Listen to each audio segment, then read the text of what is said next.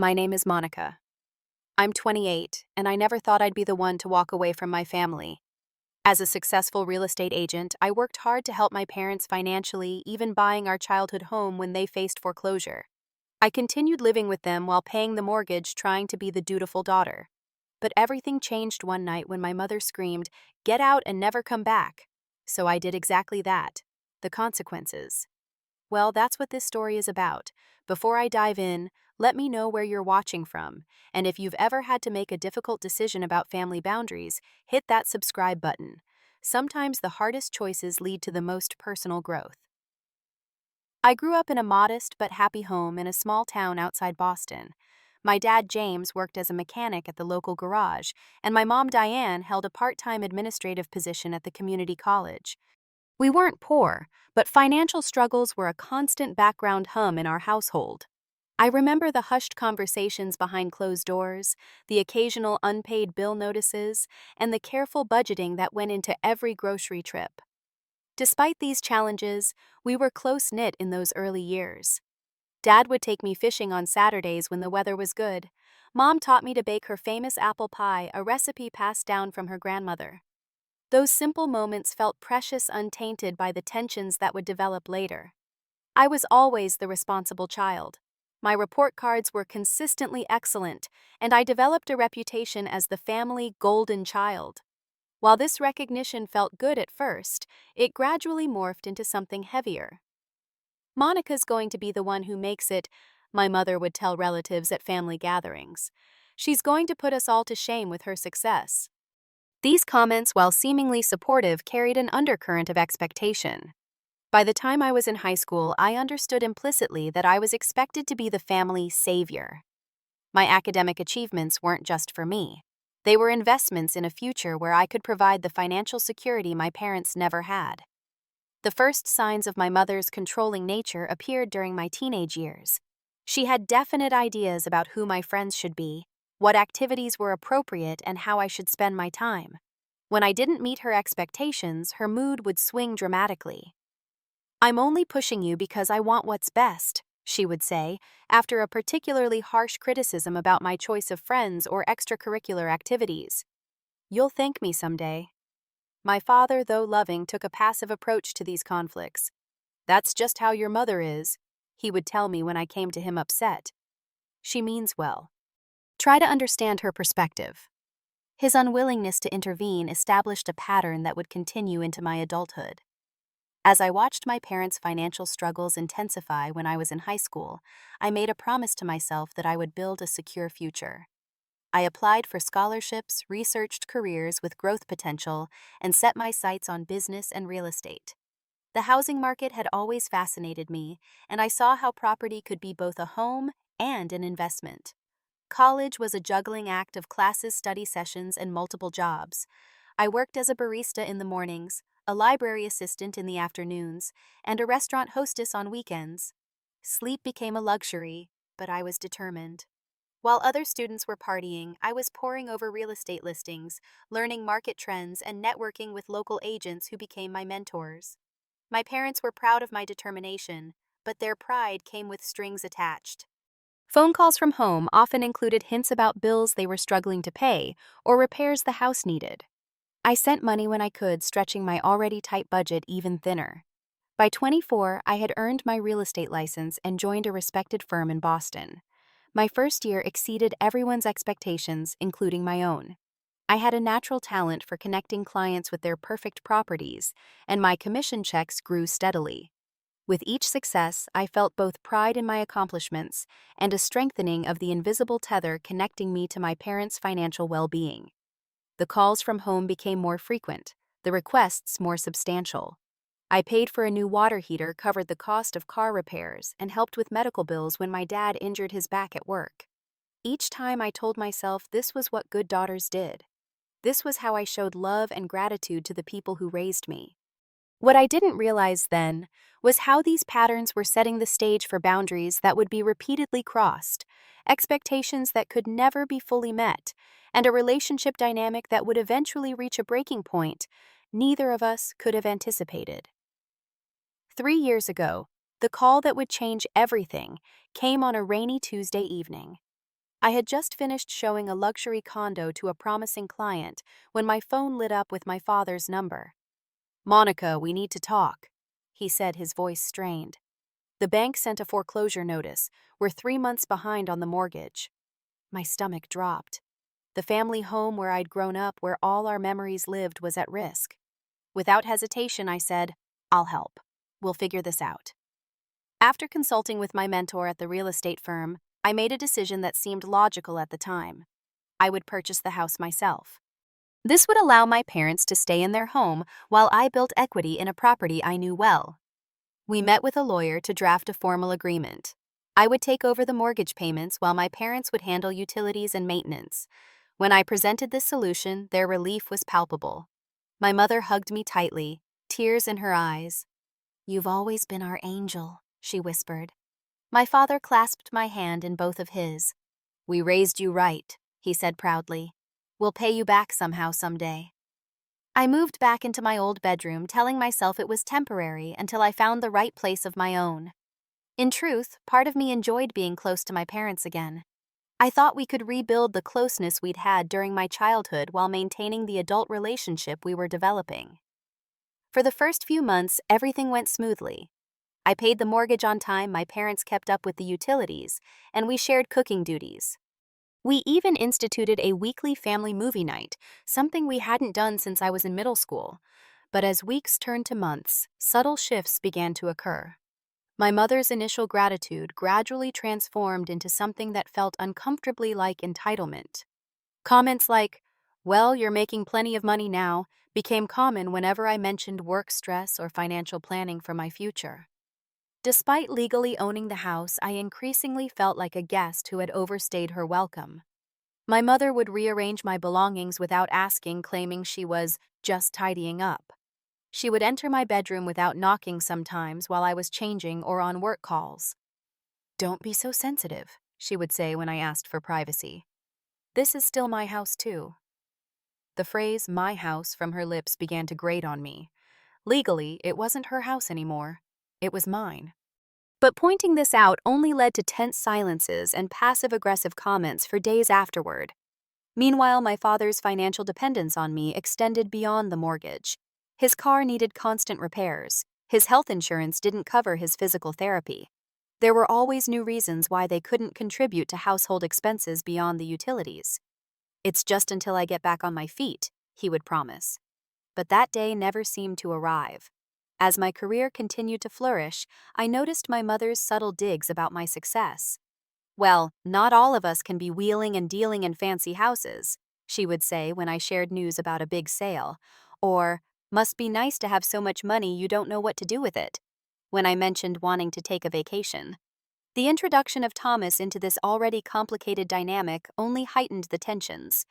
We met at a charity auction where he was representing his architectural firm. Smart, kind, and supportive, he quickly became an important part of my life. My mother disliked him immediately. "He's too polished," she said after their first meeting. "Men like that are only after one thing." When I pointed out that he treated me with respect and kindness, she scoffed. "You always were naive about people's intentions."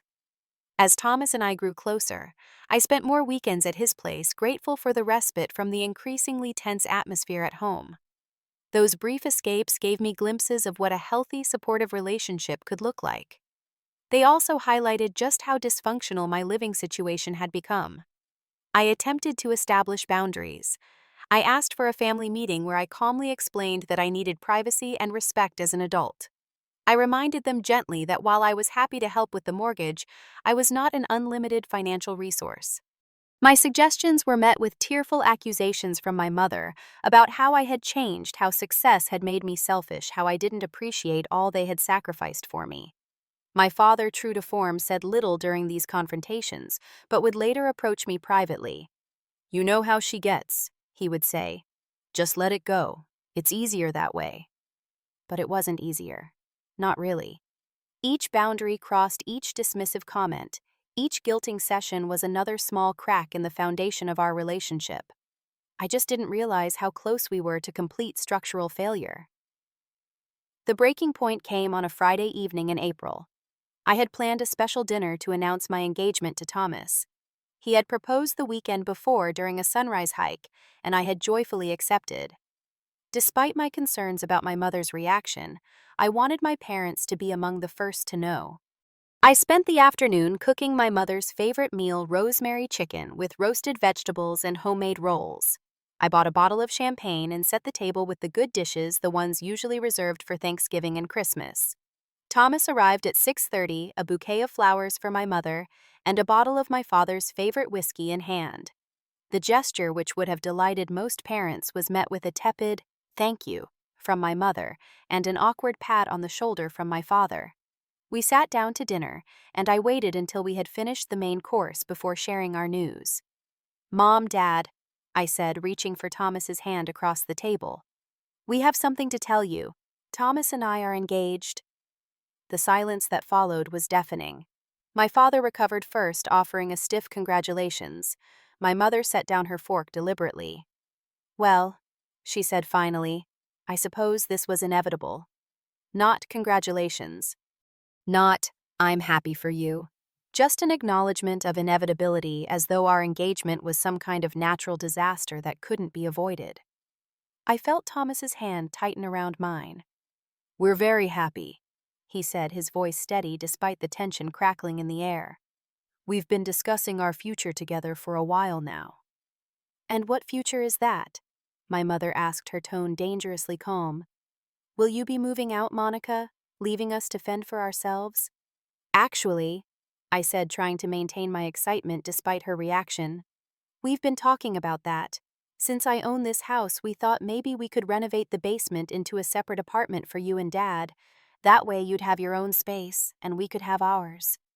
The suggestion, which Thomas and I had carefully considered as a way to respect both my parents' need for stability and our desire to start our married life together, was apparently the match that lit the fuse. "So now you want to relegate us to the basement?" My mother's voice rose sharply. "Like some kind of unwanted house guests in our own home." "It's not like that," I tried to explain. "The basement apartment would be completely private with its own entrance and kitchen. You'd have independence, but we'd still be close by if you needed anything." "Independence," she scoffed. "This is about control. You've always wanted to control everything. You buy the house and suddenly you think you can dictate where we live in it." My father cleared his throat. "Diane, I'm sure Monica isn't trying to control anything. She's just trying to find a solution that works for everyone." "Don't you start defending her," my mother snapped. "She's trying to push us aside now that she's got her fancy fiancé and her big career. We're just inconvenient problems to be solved." "That's not true," I said, feeling my own anger rising now. "I've done everything I can to help you both. I bought this house when you were facing foreclosure. I pay the mortgage every month. I've covered Dad's medical bills, car repairs, everything you've asked for. How is that treating you like problems? And now you're throwing that in our faces." My mother stood up, her napkin falling to the floor. "After all we've done for you, we raised you, we sacrificed for you, and this is how you repay us, by lording your financial support over our heads." Thomas placed a calming hand on my arm, but I was beyond being calmed. Years of suppressed frustration were bubbling to the surface. "I'm not lording anything over you. I'm stating facts. Facts that you seem to conveniently forget whenever it doesn't suit your narrative. I have been nothing but supportive, and you treat me like I'm some kind of enemy." "Supportive?" My mother laughed bitterly. "Is that what you call moving your boyfriend in without consulting us? Planning to shove us in the basement? He's my fiancé, not my boyfriend, and we haven't moved him in. We're trying to have a discussion about the future like adults." "Like adults? You want to be treated like an adult? Then stop living with your parents at 28. Go make your own home with him." She gestured dismissively at Thomas. My father stood now too. "Everyone needs to calm down. We can discuss this rationally." "There's nothing to discuss," my mother continued, her face flushed with anger.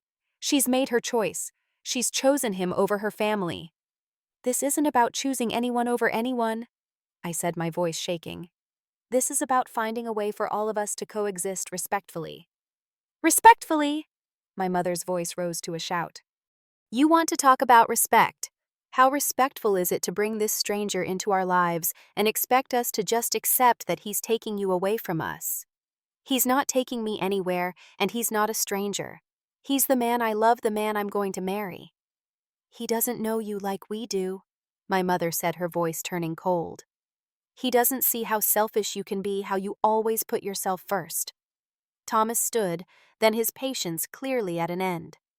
Mrs. Walker, with all due respect, I know exactly who Monica is. She's the most generous, thoughtful person I've ever met. She's done nothing but try to support you and Mr. Walker, often at the expense of her own needs. My mother turned her fury on him. Don't you dare tell me who my daughter is. You've known her what, a year? I've known her for 28 years. I know exactly what she's capable of. The argument escalated further, with past grievances dredged up like mud from the bottom of a lake. My mother brought up perceived slights from my teenage years, times she felt I had disrespected her choices I had made that she disagreed with. My father attempted to mediate, but ultimately, as he always did, sided with my mother. Monica, maybe we should discuss this another time when everyone is calmer, he suggested, his eyes pleading. There won't be another time, my mother declared. I'm done with this conversation, and I'm done with your disrespect. You think because your name is on some papers that this is your house. This will always be our home, not yours. I stood my ground, though my heart was pounding. The legal documents say otherwise, Mom. I've tried to be respectful. I've tried to find solutions, but you refuse to see my perspective at all. That's when she said it, the words that would change everything between us. Get out and never come back, she screamed, her face contorted with rage. This is our home. We don't need your charity or your conditions. Get out. The room fell silent. Thomas and my father both looked shocked. I felt as though I'd been physically struck. You don't mean that, my father said quietly. I absolutely mean it, my mother replied, her voice steady now, cold and determined. If she thinks she can dictate how we live in our own home, she can leave. See how she likes being homeless. I looked at my father, hoping he would contradict her, stand up for me just this once. But he looked away, his silence a familiar betrayal. In that moment, something broke inside me. A lifetime of trying to please them, of sacrificing my own needs for theirs, of walking on eggshells around my mother's moods, and my father's passivity, suddenly felt unbearable. Fine, I said, my voice surprisingly calm. If that's what you want, I'll go. And for the first time in my life, I meant it. The room remained frozen in stunned silence as I stood up from the table. My mother's words hung in the air, almost visible in their cruelty. Thomas came to my side immediately, his presence a steady anchor in the storm of emotions threatening to overwhelm me. Monica, don't be dramatic, my mother said, her tone suddenly shifting as she realized I was serious. Sit down and finish your dinner. But the damage was done. The command to get out and never come back couldn't be unheard or forgotten. For the first time, I saw with perfect clarity the toxic dynamic I had been trapped in for years. I'll pack some things, I said quietly, turning toward my bedroom. As I pulled my suitcase from the closet, my hands were shaking so badly I could barely zip it open. What does one pack when leaving home indefinitely? I grabbed essentials first. Clothes for work, toiletries, important documents, my laptop and chargers. Family photos from happier times went into a separate bag, along with a few sentimental items I couldn't bear to leave behind. Thomas appeared in the doorway. Let me help, he said gently.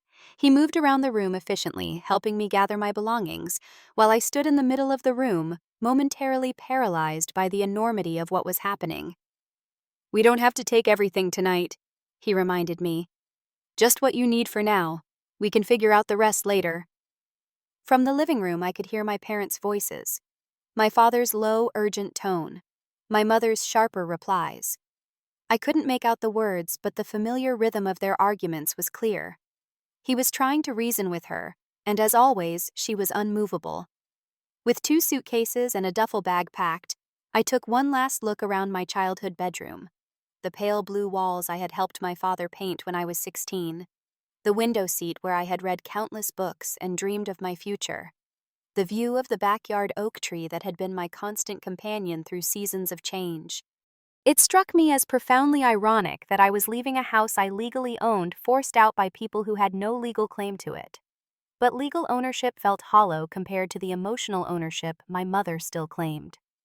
As Thomas and I emerged with my bags, my parents were standing in the living room.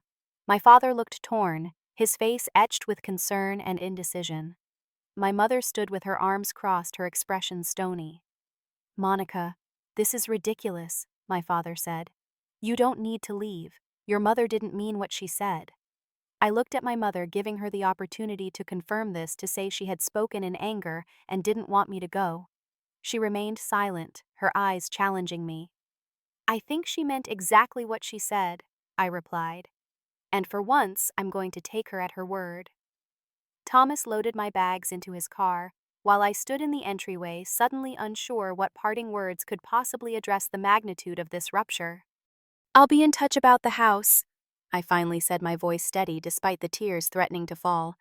"You should know that since I'm no longer living here, I'll be reconsidering the financial arrangements." My father's face paled. "What does that mean?" "It means we'll need to talk, but not tonight." I turned to leave, then paused. "You know, all I ever wanted was to help you both, to show my appreciation for everything you did for me growing up. I never thought my help would become an expectation or a point of resentment." My mother finally spoke. "So now we're supposed to grovel with gratitude because you deigned to help your own parents?" I shook my head, suddenly tired beyond words. "No, Mom. You're supposed to treat me with basic respect and recognize that I'm an adult, making my own choices, not an ATM or a child you can control. But we're clearly not there yet." Without waiting for a response, I walked out the door to where Thomas was waiting in the car. As we pulled away from the curb, I didn't look back at the house or check if my parents were watching from the window. Something told me my mother would be too proud to watch me leave, and my father too conflicted to act independently. The first week away from home was a blur of emotions. Thomas's apartment became my sanctuary, though I was acutely aware of imposing on his space. He assured me repeatedly that he was happy to have me there, that this was a preview of our married life together, but I still felt unmoored. "I'm a real estate agent who owns a house but is essentially homeless," I said one night, trying to laugh through tears. "How's that for irony?" Thomas held me close. "You're not homeless. You're home with me, and we'll figure out the rest together." 3 days after moving out, I consulted with a lawyer about my options regarding the house. The conversation was illuminating and empowering. "You're under no legal obligation to continue paying the mortgage for a property you're not occupying, especially given the circumstances," the lawyer explained. "Your parents have no legal claim to the property, regardless of their emotional attachments to it." "What about eviction?" I asked, the word tasting bitter in my mouth. "That's an option, but there are others. You could sell the property and use some of the proceeds to help them relocate. You could work out a formal rental agreement if you want them to stay. But continuing to pay the mortgage while receiving nothing in return is not a sustainable solution." After careful consideration and another session with the lawyer, I made the difficult decision to stop mortgage payments temporarily. It wasn't a decision I made lightly, but it felt necessary to establish clear boundaries and force a resolution to the situation. I also began therapy, something I had considered for years but never prioritized. My therapist helped me understand the dysfunctional patterns in my family, the way I had been conditioned to prioritize my parents' needs above my own, and how my financial success had become both a blessing and a burden in our relationship. "You're not responsible for your parents' financial security," my therapist reminded me gently. "That's a role reversal that's become normalized in your family, but it's not healthy for any of you." As painful as this separation was, it also opened up space for self-discovery. Without the constant drain of my parents' needs and my mother's criticism, I found myself exploring interests I had set aside years ago. I joined a book club. I took a pottery class. I reconnected with friends I had gradually lost touch with as my parents' demands on my time increased. Thomas was my rock throughout this turbulent period. He never pushed me to talk when I needed silence, but was always ready to listen when I needed to process my thoughts aloud. He celebrated small victories with me and held me through the inevitable moments of doubt and grief. "I'm proud of you," he would tell me. "Setting boundaries isn't selfish, it's necessary." I blocked my parents' numbers temporarily, needing space to think clearly without the constant pull of guilt and obligation. Instead, I channeled my energy into finding a new place of my own, somewhere that could eventually become a home for Thomas and me after our wedding. With each passing day, I felt both the pain of separation and the tentative unfurling of new strength within me. I was rediscovering who Monica was outside of the role of dutiful daughter and family savior. It was terrifying and liberating in equal measure. 2 weeks of silence stretched between my departure and the first consequences of my decision to stop mortgage payments. I knew exactly when the bank's notice would arrive at the house, and I braced myself for the fallout. The first call came at 7:30 a.m. on a Tuesday. I was getting ready for work when my phone lit up with my father's number. Having unblocked my parents' numbers the day before, I felt a flutter of anxiety, but also a steely resolve. This conversation was inevitable. I let it go to voicemail, not quite ready for the direct confrontation. His message was exactly what I had expected. "Monica, it's Dad. We got some kind of notice from the bank about the mortgage. There must be a mistake. Call me back as soon as you can." 3 more calls followed throughout the day, each voicemail increasingly urgent. By the 4th call, the pretense of a mistake had given way to the beginning of panic. "Monica, this is serious. The bank says the payment is past due. We can't afford to make these payments on our own. You know that. Call me back, please." I documented each call and message meticulously on my lawyer's advice. That evening, I sent a text message rather than calling back. "Dad, this isn't a mistake. As I mentioned when I left, I'm reconsidering the financial arrangements now that I'm no longer living in the house. I'm open to discussing options, but not until we can have a calm, respectful conversation about the future of the property." His response came almost immediately. "You can't just stop paying the mortgage. This is our home." I took a deep breath before replying. "It's a house that I legally own and have been paying for. We need to discuss options going forward. I suggest meeting with a mediator present." The text exchange devolved from there, with my father's messages growing increasingly desperate and guilt-laden. "How could you do this to your own parents? After everything we've done for you. Your mother is beside herself. Is this really the kind of daughter you want to be?" Each message was designed to hit me where I was most vulnerable, to activate the guilt that had controlled me for so long. But my weeks of therapy and distance had begun to strengthen my resolve. I did not respond to the emotional manipulation, instead, reiterating my willingness to discuss practical solutions in a mediated setting. My father's gradual realization of the severity of the situation became apparent in the shifting tone of his messages. The initial disbelief gave way to anger, then to bargaining, and finally to a desperate attempt at reconciliation. "Monica, please. We can work this out. Come home and we'll talk. Your mother misses you." That last claim struck me as particularly transparent. My mother, who had told me to get out and never come back, suddenly missed me now that her financial security was threatened. It was too convenient to be believed. Through mutual friends, I learned that my mother was telling a very different version of events to family and neighbors. In her narrative, I had abandoned them without warning, cruelly cutting them off financially out of spite because they didn't approve of Thomas. She portrayed herself as the heartbroken mother betrayed by an ungrateful daughter. The flying monkeys began to descend.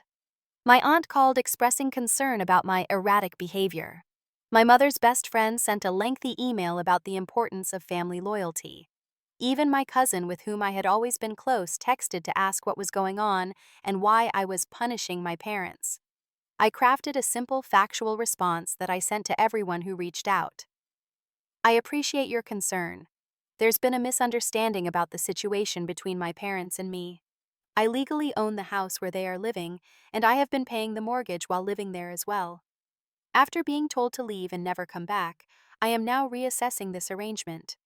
I'm open to finding a solution that works for everyone, but continuing to pay for a house I've been explicitly told not to return to isn't sustainable."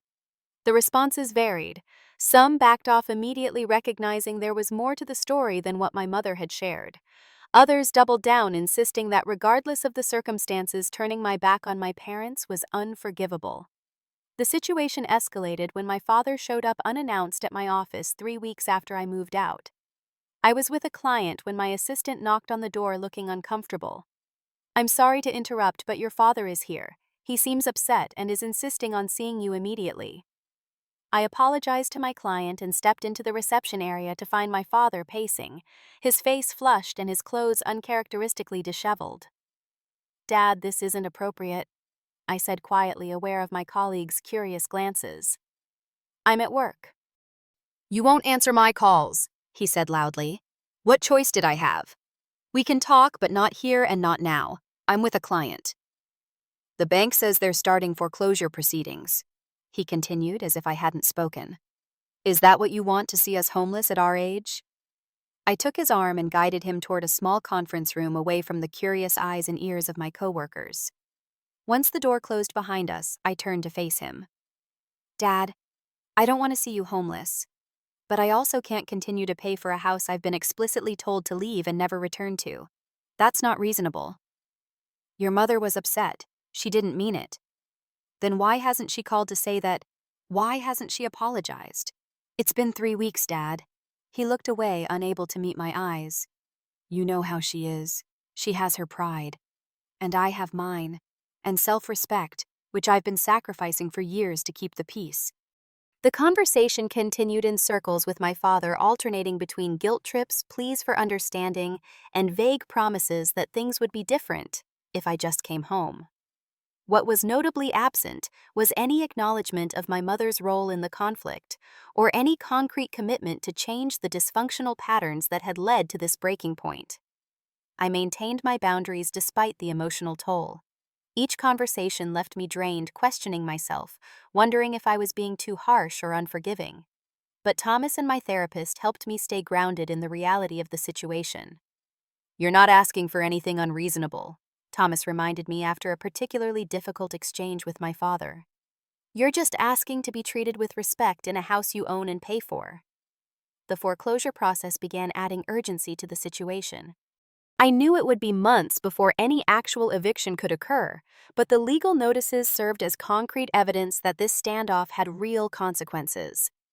My parents' attempts at manipulation and guilt-tripping intensified as the reality of their situation sank in. My mother, who had still not contacted me directly, began sending messages through my father. "Your mother says to tell you that her blood pressure is through the roof because of this stress. Your mother wants you to know she had to cancel her dental work because we can't afford it now." Each message was designed to make me feel responsible for their well-being, to pull me back into the caretaker role I had occupied for so long. But with each attempt, I became more certain that establishing firm boundaries was necessary, not just for my own health, but for any hope of developing a more balanced relationship in the future. The extended family was divided in their responses. Some relatives took my mother's side, unquestioningly bombarding me with messages about family loyalty and filial duty. Others, who had witnessed my mother's controlling behavior over the years, expressed private support for my stance. "It's about time someone stood up to her," my father's sister told me during a phone call. "She's been using guilt to control people for as long as I've known her. I'm sorry it had to come to this, but I understand why you needed to draw a line." Those words of validation were precious to me, confirming that I wasn't crazy or selfish for insisting on basic respect and acknowledgement of boundaries. Through it all, I maintained my position. I was willing to discuss solutions for the house situation, but only if we could have a respectful, honest conversation that acknowledged the real issues at play. It wasn't about the money or even the property itself. It was about years of emotional manipulation, boundary violations, and a fundamental lack of respect for my autonomy as an adult. As difficult as this period was, it was also clarifying. Without the constant fog of guilt and obligation clouding my judgment, I could see the patterns in our family dynamic with new clarity. And I knew that whatever happened next, I couldn't go back to the way things had been before. After 3 weeks of mortgage non-payment, with tensions mounting and the bank's warnings becoming more serious, my father finally requested a face-to-face meeting. His text message struck a different tone than his previous communications. "Monica, I understand you need space and respect. I'd like to meet to discuss the house situation calmly.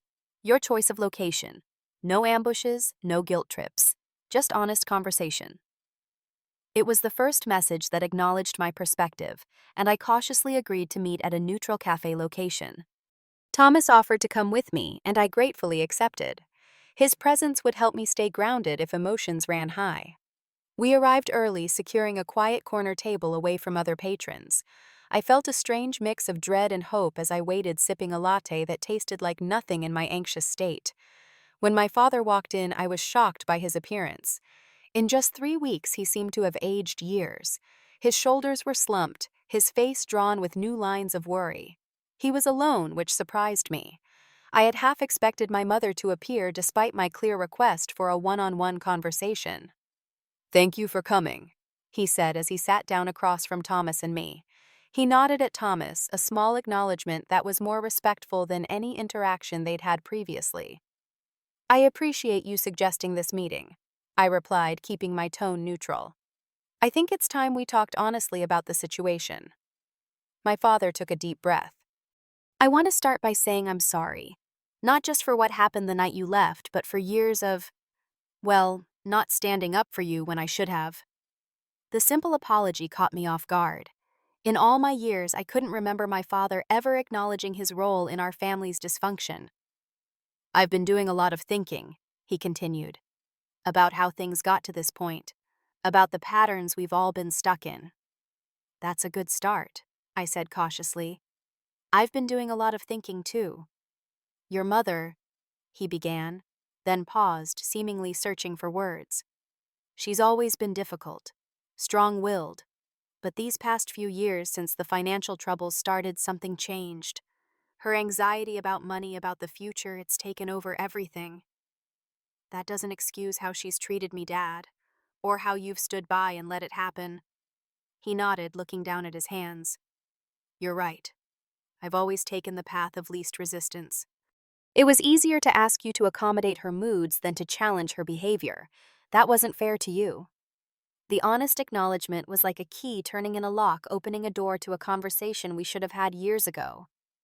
"I need you to understand something," I said, leaning forward. "I bought that house to help you both because I care about you. But caring doesn't mean I have to accept being treated with disrespect in my own property. It doesn't mean I have to fund a living situation where I'm made to feel unwelcome." "I understand that now," he said, "and I want to find a solution that's fair to everyone." For the next hour, we had the most honest conversation of our adult relationship. I explained my perspective calmly and clearly, without the emotion that had clouded previous attempts at communication. I talked about the years of feeling like an ATM rather than a daughter, about the boundary violations that had become routine, about the pain of hearing my mother tell me to get out and never come back from a house I legally owned and financially supported. "All I've ever wanted was basic respect and acknowledgement," I concluded. "Recognition that I'm an adult making choices about my own life, not an extension of you and Mom, or a resource to be used." My father listened without interrupting, occasionally nodding or wincing as my words hit home. When I finished, he sat quietly for a moment before responding. "You deserved better from both of us," he said finally. "I can see that now, and I want to make things right however I can." We discussed practical options for the house situation. Selling was the most logical solution given the circumstances. The market was strong and the property had appreciated considerably since I purchased it. A sale would provide funds for my parents to find suitable rental accommodation, with perhaps some left over for a modest nest egg. "Your mother won't like it," my father admitted. "The house means a lot to her."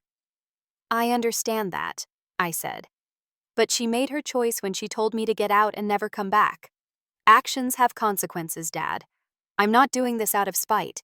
I'm doing it because the current situation isn't sustainable for any of us." Thomas, who had remained supportively silent throughout most of the conversation, spoke up. "Mr. Walker, if I may, Monica has been incredibly generous, far beyond what most people would do for their parents. She's not cutting you off or leaving you without options. She's just asking for the same respect she's shown you." My father nodded slowly. "I know, and she deserves that." He turned to me. "Monica, I want you to know that regardless of what happens with the house, I want to rebuild our relationship on healthier terms." "What about Mom?" I asked the question that had been hovering unspoken throughout our conversation. He sighed heavily. I don't know. She's struggling. Her pride is making it hard for her to acknowledge her part in this. But I'm not going to enable her behavior anymore. That's my commitment to you. It was a small victory, but a significant one. For the first time, my father was choosing to stand on his own rather than automatically siding with my mother. I appreciate that, Dad. But I need you to understand something important. I'm not coming back to that house regardless of what Mom says or does now. That chapter is closed. We need to find a new way forward. He nodded, his eyes sad but understanding. I know, and I don't blame you. As our meeting concluded, we agreed on next steps. I would contact my real estate lawyer to begin the process of selling the house. My father would break the news to my mother and begin looking for affordable rental options. We would communicate primarily through email for the time being, keeping conversations focused on practical matters until the emotional wounds had time to heal. Before we parted, I made one final statement that felt important to express. Dad, I want you to know that I don't regret helping you and Mom when you needed it. What I regret is allowing the boundaries to become so blurred that my help became expected rather than appreciated. I hope we can find a healthier balance going forward. He reached across the table and briefly squeezed my hand, his eyes glistening with unshed tears. I hope so too. And Monica, I'm proud of you. For standing up for yourself. I should have taught you to do that long ago. As Thomas and I watched my father walk away, I felt a complex mix of sadness and hope. Something had shifted today, a rebalancing that felt painful but necessary. Are you okay? Thomas asked gently as we left the cafe. Not yet, I answered honestly. But I think I will be. 6 months passed like a season, changing gradually but undeniably. The house sold more quickly than expected, fetching a price that allowed my parents to relocate to a comfortable 2-bedroom apartment while setting aside a modest sum for future security. The legal transition was smoother than the emotional one, with paperwork and signatures providing clear closure that feelings rarely offer. My relationship with my father evolved cautiously during this time. We began with brief practical emails about the house sale, then progressed to occasional coffee meetings, always at neutral locations. Our conversations were tentative at first, both of us learning a new way of relating that wasn't defined by financial dependency or emotional manipulation. I'm looking at part-time work options, he told me during one of these meetings. Nothing too strenuous, but something to get me out of the apartment and bring in a little extra money. This simple statement represented a seismic shift. For years, my father had positioned himself as unable to work due to his back issues, relying heavily on my financial support. His initiative to seek employment, however modest, signaled a new desire for independence that I found deeply encouraging. My relationship with my mother remained much more distant and complicated. She had not reached out directly since the night she told me to leave, maintaining her position that I was the one who had betrayed the family by enforcing boundaries. Through my father, I learned she had reluctantly accepted the sale of the house, but refused to acknowledge any responsibility for the situation that led to it. She's struggling, my father would say when I asked about her. Change has never been easy for her. I maintained limited contact with my father, establishing clear boundaries about what I was and wasn't willing to discuss or provide. Financial assistance was off the table for now, a necessary boundary after years of unhealthy dependency. Instead, I helped in other ways when appropriate, helping him navigate health insurance options or referring him to resources for seniors. My own life flourished in unexpected ways during this period of separation. Thomas and I purchased a small but charming house in a neighborhood I had always loved, enjoying the process of making it our own. Planning our wedding became a joy rather than the source of tension it would have been with my mother's involvement. Do you think your mom will come to the wedding? Thomas asked one evening as we reviewed the guest list. I don't know, I answered honestly. I sent the invitation because it felt like the right thing to do, but I'm not counting on it. When our wedding day arrived in early fall, my father attended alone. He sat in the front row, tears in his eyes as we exchanged vows. My mother's empty seat beside him was a palpable absence, but not one that could diminish the joy of the day. She wanted to come, my father told me during the reception. She just couldn't bring herself to take that step yet. I nodded, accepting this reality without letting it define my happiness. I understand. Maybe someday. Therapy continued to be a cornerstone of my healing process. With my therapist's guidance, I explored the complex emotions surrounding my family dynamics. The guilt and obligation that had driven me for so long gradually gave way to a more balanced perspective. Boundaries aren't walls, my therapist reminded me. They're definitions of where you end and others begin. Healthy relationships require them. This perspective helped me navigate the occasional pangs of guilt that still surfaced, especially when I heard through family members about my mother's struggles to adjust to their new, more modest lifestyle. I reminded myself that my boundaries weren't punishment, but protection necessary for my own well-being and for any hope of healthier relationships in the future. Thomas proved to be the partner I had always needed, but never thought I deserved. His unwavering support and gentle encouragement helped me recognize patterns of self-sacrifice that had become so ingrained I couldn't see them. "You matter, Monica," he would tell me when I slipped into old habits of putting everyone else's needs before my own. "Your happiness matters." We built our home together on principles of mutual respect and open communication, consciously creating the healthy environment I had never experienced growing up. Each decision we made together, each challenge we navigated as a team, strengthened my conviction that relationships could be supportive rather than draining. My professional life thrived as well.